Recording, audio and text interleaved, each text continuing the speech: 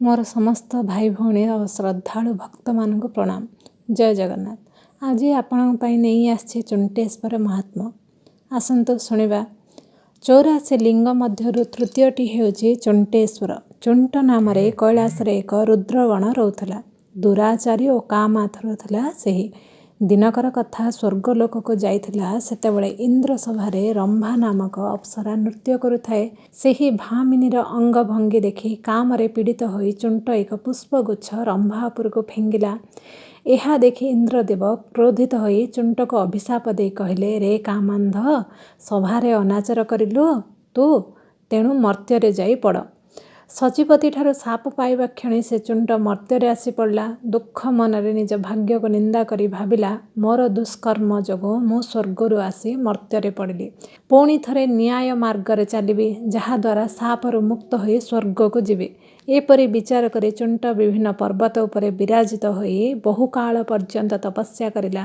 तपस्या करी मध्य सिद्धि न पाइबारु से विस्मय होई गंगा आदि तीर्थ स्नान रे जाई स्नान कर स्नान कला, तथापि ताहाको सिद्धि मिलला नाही।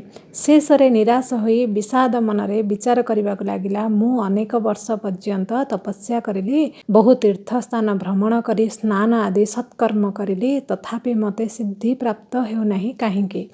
एपरि विचार करी अनाहार रे किछि दिन कटाइबा बेले हठात दिने आकाशवाणी हैला, हे चुंट, तुम्भे चली जाओ महाकाल वन को। प्रयाग आदि सब तीर्थ सही स्थान रे विराजित अछंती एवं सर्वसिद्धि प्रदायक सही क्षेत्र सेठारे प्रवेश करिवा मात्रके पाप साप रहिबो नाही। पिशाचेश्वर निकटरे एक लिंग गुप्त होई रहिछि, सेठाको जाई भक्ति भावरे ताहाको आराधना कर, देखिबो तुम्भे अति शीघ्र समस्त सिद्धि प्राप्त करिबो। आकाशवाणी सुनी चुंट अति शीघ्र से स्थान को गमन करिला।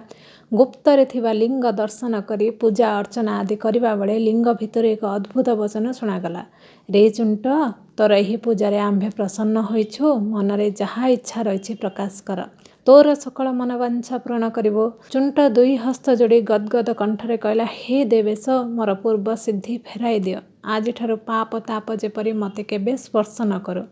तुम्भर पाद पंकजरे मोर सर्वदा अचल भक्ति रही था।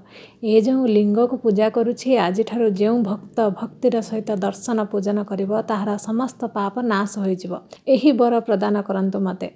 चुंटर वचन शुणी आनंद मनरे महादेव लिंग मध्य विराजित होई कहले, तथास्तु। जो माने एही लिंग अर्चना करिवे से माने पाप वर्जित होई शिवलोक को जिवे, सेठारे रुद्रगण होई रहिबे।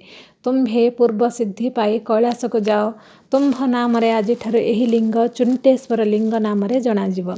जो जन चुंटेश्वर लिंग रे जल बेलपत्र दे पूजा करिवो, आ जन्मकृत पात करू से निस्तरी जीव। महादेव कृपा करी सेही लिंगर ना चुंटेश्वर नाम रे सेठारे रहिले। हर हर महादेव। परवर्ती अध्याय रे चतुर्थ लिंग विषय रे जानिबा। सेते पर्यंत विरति। जय जगन्नाथ।